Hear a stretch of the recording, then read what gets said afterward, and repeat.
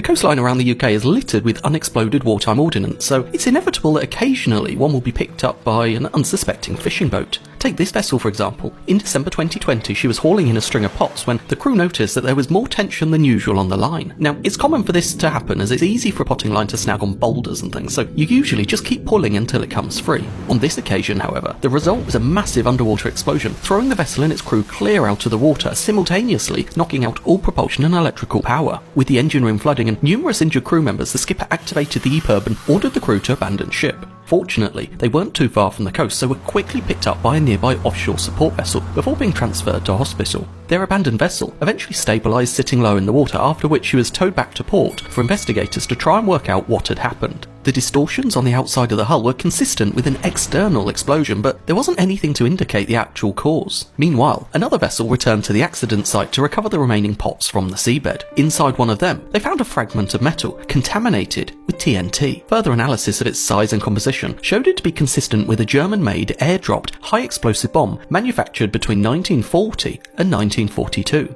It would have been around 1 metre long, with a diameter of about 40 centimetres, containing approximately 123 kilos of explosives made from TNT and ammonium nitrate.